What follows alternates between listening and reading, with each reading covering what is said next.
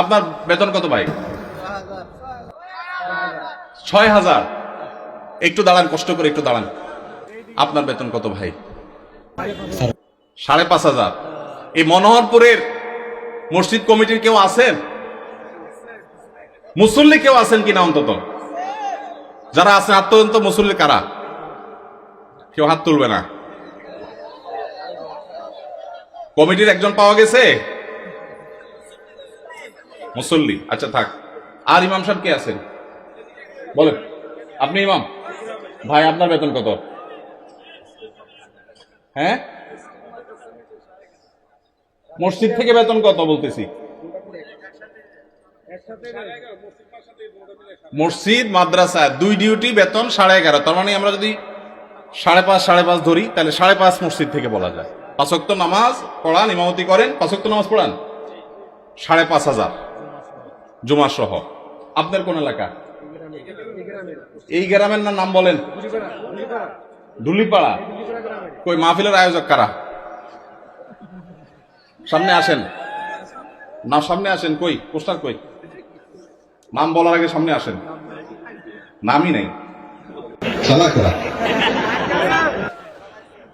আচ্ছা, আর ইমাম সাহেব আছেন আর এক দুজন? কই ভাই? কোন এলাকার? পাশের এলাকার। বেতন কত? হ্যাঁ, 8,000। কোন এলাকার? নোয়াগ্রাম। নোয়াগ্রামের ভাইরা নিশ্চয় আছেন। আমি আপনাদের শরম দিতে চাই না, আপনাদের কারো হাতও তুলতে চাই না। ইমাম সাহেবদের জবানবন্দি নিলাম, ধন্যবাদ। আর কোন ইমাম সাহেব আছেন? মুরব্বী দাঁড়ান একটু। ইমাম সাহেব দাঁড়ান, কষ্ট করে। কোন এলাকার ভাই? জি,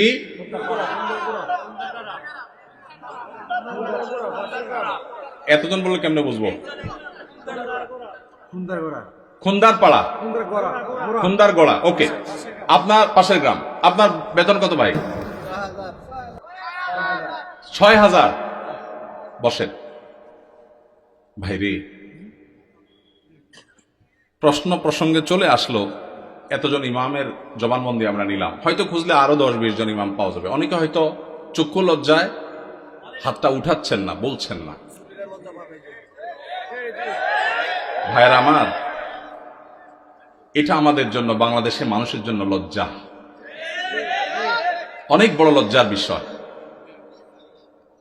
পৃথিবীর অন্য যে কোনো দেশের সাথে আপনি যদি তুলনা করেন, শুধু সৌদি আরবের কথা যদি বলি, আমি 10 বছর সৌদি আরবে ছিলাম। আমাদের শেখ সাইফুল্লাহ মামুন ভাই দীর্ঘদিন সৌদি আরবে ছিলেন।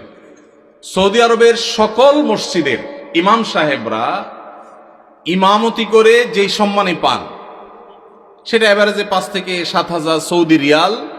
পাশাপাশি বাসা, বিশাল বড় বাংলো, সাধারণ বাসা না, বিরাট এরিয়া নিয়ে বাংলো। এইটা হলো তাদের এক্সট্রা ডিউটি, এক্সট্রা ইনকাম প্রত্যেক ইমাম সাহেবের। এমনকি মক্কার মসজিদে হারামের ইমাম এবং মুয়াজ্জিন, মসজিদে নববীর ইমাম এবং মুয়াজ্জিন, সবাইরই এই পেশার বাইরে তাদের আরেকটা মূল পেশা আছে। যারা খুব বেশি শিক্ষিত তারা বিশ্ববিদ্যালয় শিক্ষক। যেমন মসজিদে হারাম মক্কার যদি বলেন একজন একজন করে সমস্ত ইমামদের কথা বলা যাবে প্রায়, যে সবাই প্রায় কোনো না কোনো হয় আদালতে বিচারপতি, আর না হলে কোন বিশ্ববিদ্যালয়ের প্রফেসর। এটা মসজিদে হারাম শরীফের ইমামদের কথা বলতেছি, সব পিএইচডি হোল্ডার, বড় বড় আলেম। হয় জাজ, জাস্টিস, অথবা বিশ্ববিদ্যালয় শিক্ষক। হারাম শরীফের একজন মুয়াজ্জিন, 2 জন মুয়াজ্জিনের অফিসে আমি গিয়ে সাক্ষাৎ করেছি। আপনিও ছিলেন সাথে, শেখও ছিলেন সাথে।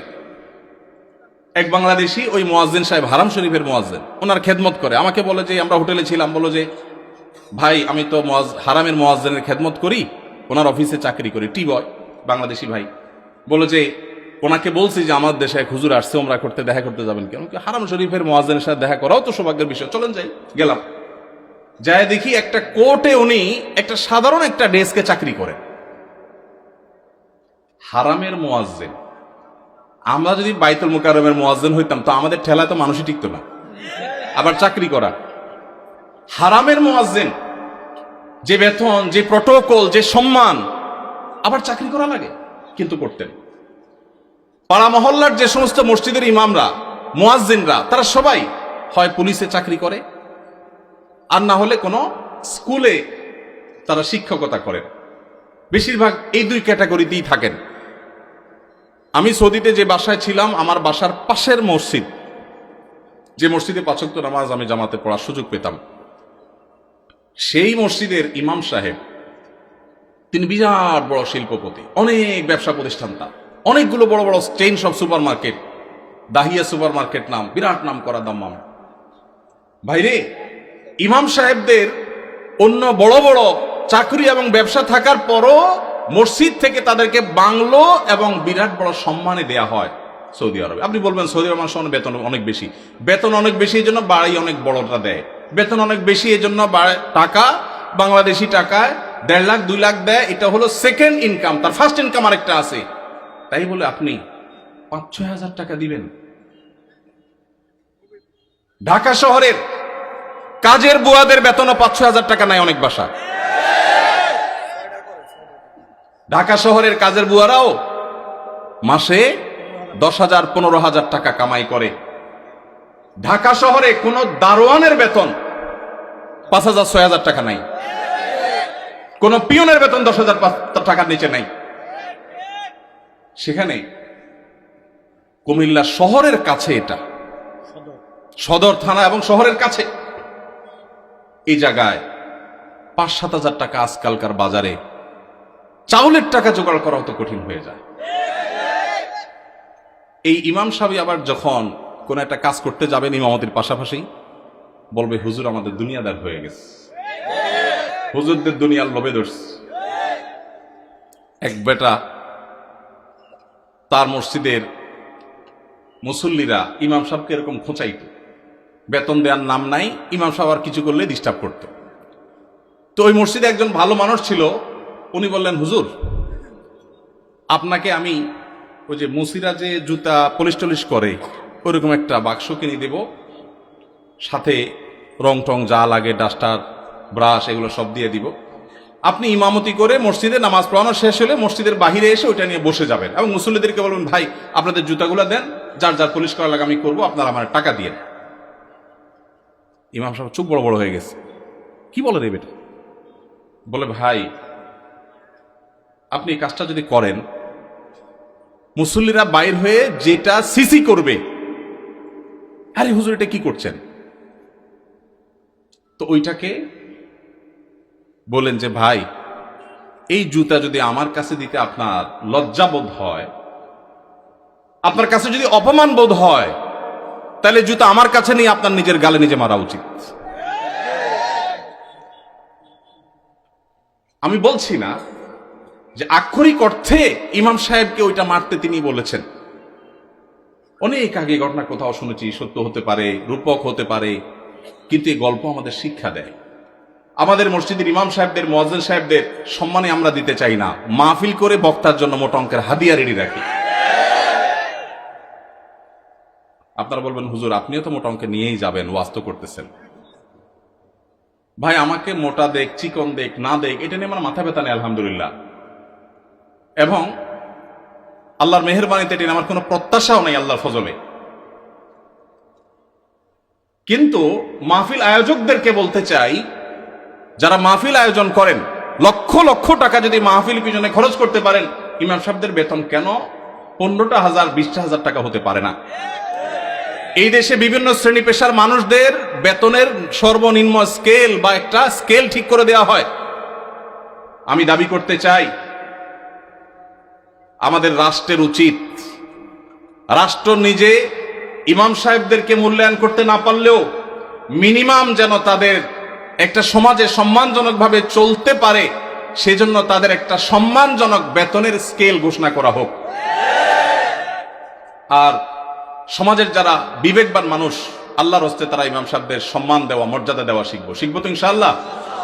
আপনার এলাকার মানুষ যারা আছেন, প্রশ্ন প্রসঙ্গে হয়তো আপনাদের ইমাম সাহেবদের বেতনগুলো আমরা জানতে পারলাম, আপনারা মনে কষ্ট নেবেন না, আপনাদেরকে ছোট করা আমার উদ্দেশ্য না। আমার উদ্দেশ্য হলো আমাদের বিবেকগুলোকে জাগ্রত করা। কোন মসজিদ কমিটির লোকজন যদি এখানে থাকেন, তাহলে আমি আপনাদেরকে বলবো, এমনকি মুসল্লি ভাইরা যারা আছেন তাদেরকে বলবো, মসজিদে গিয়ে এটা নিয়ে দাবি তুলবেন, ইমাম সাহেবের সম্মানজনক বেতন নিশ্চিত করতে হবে ইনশাআল্লাহ। কোন মুসলমান সমাজে এটা হতে পারে না। সৌদি আরবের কথা আমি বলেছি, সৌদি আরবেরটা আমি কাছে থেকে দেখেছি, এই জন্য আমার মনে হয় না পৃথিবীর অন্য কোনো মুসলমান সমাজে মানুষের গড়ে একজন রিকশাওয়ালাও 10,000-এর বেশি ইনকাম করে, সেই সমাজে ইমাম সাহেবের বেতন 4,000 5,000, এটা কোনোদিন গ্রহণযোগ্য হতে পারে না। আপনাদের এই ধুলিপাড়ায় কুমিল্লা আপনারা যদি সারাদিনে আর কোনো কাজ না, একটা কাজই শুধু করবে, এরকম একজন অশিক্ষিত শিক্ষা বঞ্চিত মানুষকেও নিয়োগ দেন, তারপরও তো 4-5 হাজার টাকায় পাবেন না। কিভাবে একজন ইমামকে আপনারা 5,000 টাকা বেতন দেন? কোন মসজিদের দায়িত্বশীল ভাইরা আছেন যে আপনারা তওবা করবেন যে ইমাম সাহেবের বেতন 10-এর উপরে উঠাবেন? কেউ আছেন?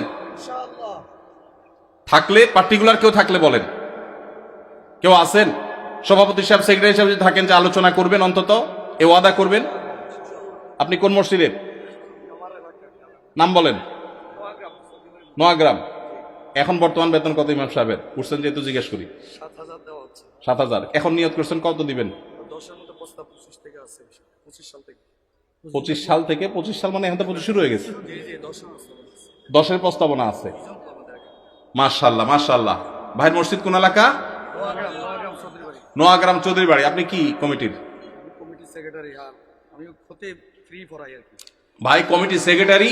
ওনার মসজিদের ইমাম সাহেবকে ওনারা এই মাস থেকে 10,000 টাকা দেওয়ার নিয়ত করেছেন। আলহামদুলিল্লাহ। আমরা বলবো 10,000 নয়, যেহেতু এখন একবার বাড়াইছেন ভালো কথা, 6 মাস পরে বা 1 বছরের মাথায় 15,000 টাকা করবেন ইনশাআল্লাহ। যখন ওরা সেটারও নিয়ত করবেন। নোয়াগ্রামের ভাইরা আপনারা দেখে শুনে রাখেন, কিন্তু রাগ করেন নাই তো আবার? জাযাকাল্লাহ খাইর। আর কোন কমিটির ভাইরা আছেন যে নিয়ত করবেন, নিয়ত চেঞ্জ করবেন? বলেন দেখি, বলেন। আজকে ভিন্ন কালেকশন হোক, বহু কালেকশন তো করলাম। ভাই কোন মসজিদে বলেন? জি মাশাআল্লাহ। 10,000 রানিং দিচ্ছেন, একটা ভালো উদাহরণ পাওয়া গেল। মাশাআল্লাহ মাশাআল্লাহ, ভালো উদাহরণ আছে। কোন এলাকার? আলমপুর। কিন্তু 10,000 টাকা তো যথেষ্ট না ভাই। কবে নাগাদ আনুমানিক একটা আইডিয়া দেন না? আইডিয়া দেন না,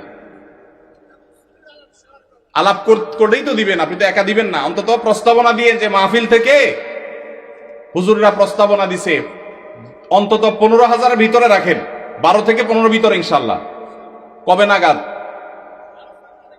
আলোচনা সাপেক্ষে। ঠিক আছে। আপনি মসজিদ কমিটির কি? সেক্রেটারি সাহেব। মাশাআল্লাহ, আল্লাহ সেক্রেটারি সাহেবকে তৌফিক দান করুন, বলুন আমিন। একটা ভালো দৃষ্টান্ত। ভাইরা 10,000 দিচ্ছেন, মাশাআল্লাহ, কিন্তু 10,000 যথেষ্ট না ভাই। 10,000 যথেষ্ট হতে পারে না। আল্লাহ তাআলা আমাদেরকে উলামায়ে কেরামের, মসজিদের ইমাম সাহেবদের মূল্যায়ন করার তৌফিক নসিব করুন। আমি ভাই একাধিক মাহফিলে এমন ঘটেছে যে মসজিদে গিয়ে ইমাম সাহেবদের বেতন কম, এটা ব্যক্তিগত আলোচনা জানতে পেরেছি। আমি আমার মতো করে কমিটির ভাইদেরকে দাওয়াত দিয়েছি এবং বোঝানোর চেষ্টা করেছি। আমরা মাহফিলের জন্য যদি লাখ লাখ খরচ করতে পারি, কেন ইমাম সাহেবদের দিতে পারবো না? আল্লাহ আমাদেরকে তৌফিক দান করুন।